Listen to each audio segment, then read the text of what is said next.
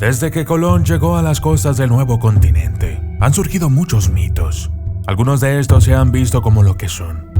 Muchos otros persisten en la mitología como hechos asombrosos.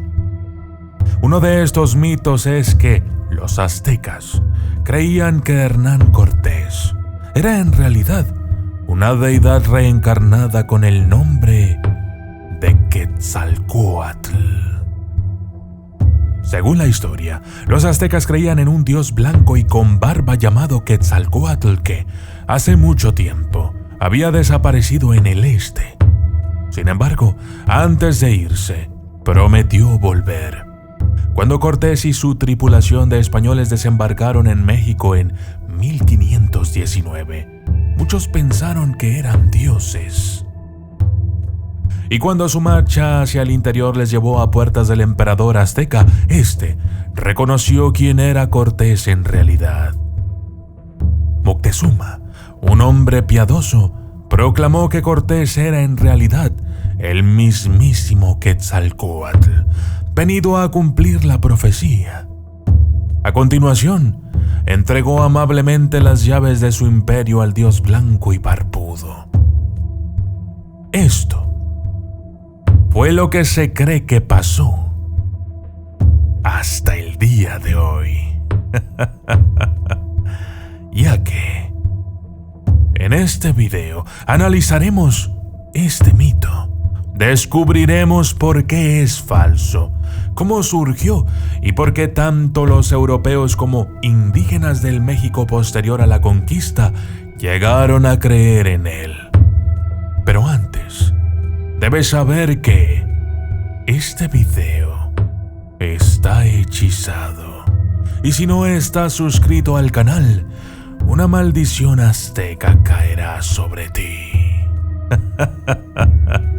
Y yo soy el documentalista. Y esto es Quetzalcóatl, la verdadera historia. Desde las sombras hasta la luz, desde el misterio y la intriga, tocando temas tabú. Y descubrí en medio de la terquedad que existen mundos paralelos. Y a través de mis errores conocí la humildad, haciendo un pacto con el cielo. Yo soy el documentalista. El verdadero Quetzalcóatl, la serpiente emplumada. La serpiente emplumada hizo su primera aparición en el registro arqueológico hace más de 2000 años, en el corazón de la civilización olmeca, en un lugar conocido como La Venta, en el actual estado de Tabasco, en México. Los arqueólogos descubrieron una talla de una serpiente con pico y cresta de plumas, con pájaros a ambos lados. Bajo los olmecas, la Venta floreció desde el año 900 a.C. hasta algún momento entre el 300 y 200 a.C. Acreditada por algunos como la madre de la civilización en Mesoamérica, los olmecas difundieron su cultura por toda la región, incluida su creencia en la deidad de la serpiente emplumada. La siguiente gran civilización que dejó señales de adoración a Quetzalcóatl fue Teotihuacán. Aunque los estudiosos no saben con exactitud quién construyó y habitó esta magnífica ciudad antigua, sus gentes grabaron en piedra su veneración por Quetzalcóatl. El sitio contiene 3 grandes pirámides: la pirámide del Sol, la ciudadela y el templo de la serpiente emplumada. Construido alrededor del año 150 después de Cristo, el templo de la serpiente emplumada, también conocido como Templo de Quetzalcóatl, era la tercera pirámide más grande de la ciudad, formada por 7 niveles. La fachada de la pirámide está repleta de tallas de serpientes. El simbolismo de Quetzalcóatl aquí es intrigante. Los arqueólogos sostienen que los tocados ornamentados de las serpientes representan el tiempo. Esto sugiere que el pueblo de Teotihuacán otorgó a Quetzalcóatl un papel en la creación del calendario, un papel que seguiría desempeñando en civilizaciones posteriores. Aunque Teotihuacán estaba abandonada en el año 750 después de Cristo, representa un punto importante en la evolución de Quetzalcóatl en el pensamiento mesoamericano. Cuando los aztecas aparecieron en escena en la Mesoamérica del siglo XIV, Quetzalcóatl se había convertido en un dios importante para muchos pueblos de la región. Y durante los siglos de ascenso al poder de los aztecas, el dios llegó a desempeñar una serie de funciones en la creencia azteca. Por ejemplo, le atribuían la creación del universo, la humanidad, el calendario y su cultivo más importante, el maíz. Los aztecas también se basaron en antiguas tradiciones que asociaban a Quetzalcóatl con la ciencia, las artes y el aprendizaje, así como el planeta Venus. Y, por si fuera poco, también se le asociaba estrechamente con la lluvia. A pesar de los diversos papeles y hechos atribuidos a Quetzalcóatl en la tradición azteca, no era el dios más importante adorado en Tenochtitlán, la capital del imperio azteca. De hecho, en ninguna parte de las tradiciones aztecas, olmecas, toltecas, mayas o de otras muchas culturas, existe un dios serpiente emplumada que desapareció prometiendo que algún día regresaría. Perdido en la traducción. ¿Cómo surgió entonces este mito? Como ocurre con la mayoría de los fenómenos históricos, muchos acontecimientos alimentaron la leyenda de Cortés como Quetzalcóatl.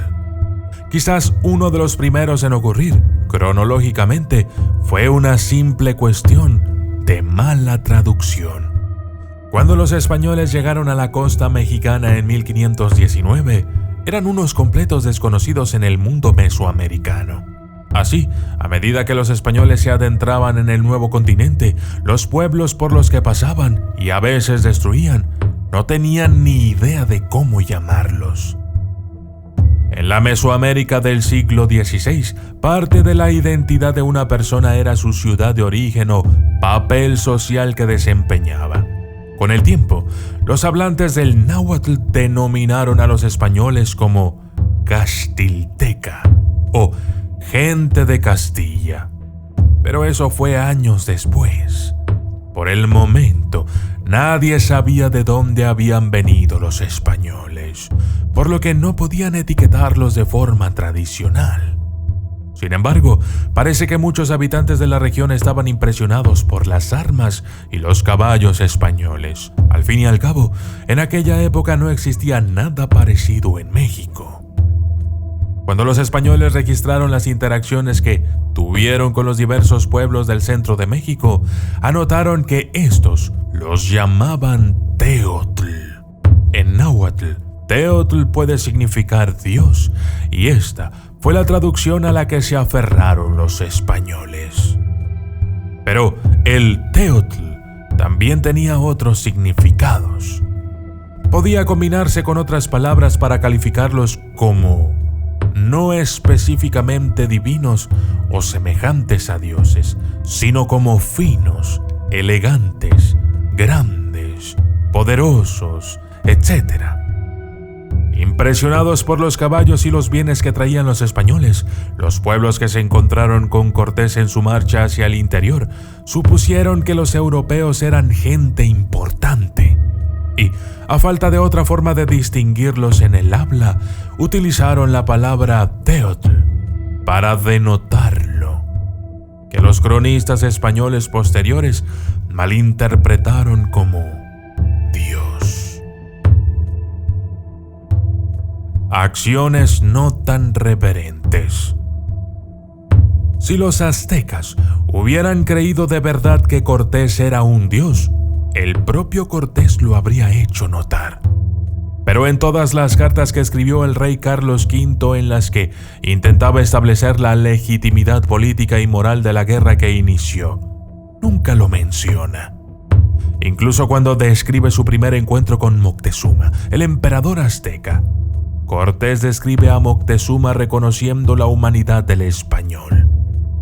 En una carta a Carlos V, Cortés relata cómo Moctezuma le dijo: «Mira que soy de carne y hueso como tú, y todos los demás hombres, y soy mortal y sustancial. Nunca sabremos si Moctezuma pronunció realmente esas palabras. Pero, si el emperador azteca había proclamado la divinidad de Cortés, ¿por qué el conquistador lo omitió en su carta? Seguramente, tal cosa habría llegado lejos en sus intentos de justificar las conquistas que buscaba en el Nuevo Mundo. Además, en medio de la batalla por esa conquista, los aztecas no se sentaron pasivamente a ver cómo los españoles tomaban su capital de Tenochtitlán. Aunque los caballos y las armas españolas les parecían bastante fascinantes, los propios españoles habían agotado rápidamente su acogida. En la guerra tradicional azteca, los guerreros capturaban a sus enemigos para sacrificarlos. Aquello era considerado como una muerte honorable. Sin embargo, en su guerra contra los conquistadores, los guerreros aztecas asestaban un golpe devastador en la nuca de su oponente siempre que podían. En la Tenochtitlán anterior a la conquista, esta muerte estaba reservada a los criminales de la ciudad. A través del reexamen de la palabra Teotl y una mirada más cercana a las acciones que sabemos que los aztecas tomaron con respecto a la presencia española, podemos decir con certeza que no veían a Cortés como un dios. Para comprender mejor cómo este mito llegó a impregnar tanto la historia europea como la mesoamericana de la conquista, debemos examinar las obras de destacados pensadores del México posterior a la conquista. Plantando las semillas de un mito. Uno de los más destacados de estos pensadores es el fraile franciscano Toribio de Benavente, conocido por la historia como Motolinía. Aunque en las décadas posteriores a la Guerra Azteca Española, muchos cronistas españoles hicieron mención a las formas variantes del Teotl utilizadas para identificar a los conquistadores, la mayoría lo dejó así. Se limitaron a observar su uso, diciendo a sus lectores que se traducía como Dios o dioses, y siguieron adelante. Pero Motolinía dio un paso más. Consideró esta mala traducción como una prueba de la aprobación de Dios. Escribiendo sobre la época de la conquista y post-conquista mientras vivía en el Valle de México como misionero, Motolinía señaló que los nahuas llamaban a los castellanos Teteu, es decir, dioses, y los castellanos, corrompiendo la palabra, decían teules. Para Motolinía, el uso de esta palabra denotaba que los mesoamericanos habían estado esperando la llegada de los españoles. Esta supuesta anticipación demostró para el fraile que la conquista era parte del plan de Dios para las Américas. Unos 30 años después de que Motolinía escribiera estas palabras, el mito de Cortés como Quetzalcóatl alcanzó su penúltima forma en la obra de Bernardino de Sahagún, conocido como el Códice Florentino. Esta obra gigantesca constaba de 12 libros que tardaron unos 45 años en compilarse. Sahagún, hombre inteligente y con aptitudes para los idiomas, viajó a México en el marco de los intentos de la orden franciscana de convertir a las poblaciones indígenas al cristianismo. Durante su estancia, Sahagún aprendió a hablar el náhuatl. Con sus recién adquiridos conocimientos de náhuatl, Sahagún reclutó a los hijos de las élites nahuas para que trabajaran con él en la creación del códice, con Sahagún desempeñando esencialmente el papel de director del proyecto. Sus ayudantes nahuas escribieron la mayor parte del Códice Florentino. Esto dio al códice un punto de vista decididamente indígena sobre la conquista de México. Sin embargo, en este texto compuesto por jóvenes eruditos aztecas en las décadas posteriores a la conquista, vemos la siguiente representación de Moctezuma preparándose para la llegada de Cortés. Cuando Moteucoma, oyó la noticia, inmediatamente envió gente para el recibimiento de Quetzalcóatl, porque pensaron que era él quien venía, porque lo esperaban diariamente. Razones para creer. Aunque la forma del mito de Cortés como Quetzalcóatl no surgió hasta la década de 1560, unos 40 años después de la caída del Imperio Azteca, tanto la población europea como la náhuatl tenía razones para creer en él. Para cuando se publicó el Códice Florentino, los días de los conquistadores ya habían pasado y el Imperio Español del Nuevo Mundo estaba establecido. Para algunos europeos, la noción de inferioridad indígena era suficiente para explicar el éxito de los conquistadores españoles.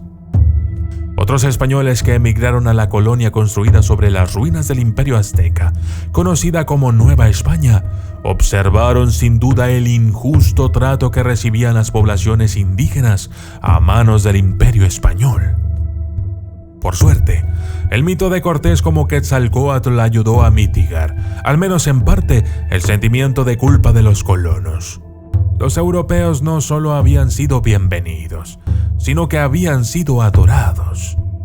Pero los nahuas tenían que responder a una pregunta contraria: ¿cómo cayeron del poder? Los nahuas que ayudaron a Sahagún a crear el Códice Florentino sabían que las poblaciones indígenas del Nuevo Mundo no eran inferiores a los europeos. Al fin y al cabo, sus antepasados habían construido la ciudad más sofisticada del mundo, Tenochtitlan, y el Imperio Azteca nunca había conocido la derrota. Además, tenían recuerdos personales de padres y abuelos que habían luchado contra Cortés y sus conquistadores. Para explicar la caída de los aztecas del poder, los escritores nahuas del Códice Florentino atribuyeron a sus antepasados un atributo generalmente positivo: la piedad, en lugar del atributo negativo utilizado por algunos europeos, la inferioridad. Al explicar la pérdida azteca a través de esta lente positiva, los nahuas del México posterior a la conquista podían seguir confiando en la fuerza e inteligencia de sus antepasados, al tiempo que explicaban su derrota en la guerra azteca española. Se podría culpar a Moctezuma y a su imperio de haber perdido si se hubieran aturdido, aunque fuera temporalmente, por la abrumadora reverencia de estos dioses,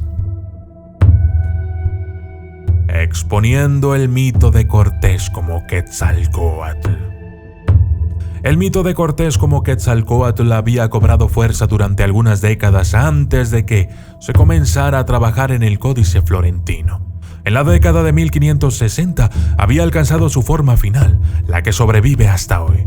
Para entender realmente lo que ocurrió en los años de invasión y conquista española de México, y en realidad para entender la historia de la colonización europea en general, debemos desenmascarar este mito y otros similares como falsos. Mitos como este niegan la capacidad de acción a los colonizados, hacen que la victoria europea parezca inevitable cuando no lo fue, y nos impiden conocer la verdadera historia. Una historia en la que los aztecas jamás vieron a los españoles como dioses, ni como superiores, sino como lo que eran: hombres comunes, de carne y hueso, sustanciales, pero con más maldad y codicia. Yo soy el documentalista, y esto fue Quetzalcóatl, la verdadera historia.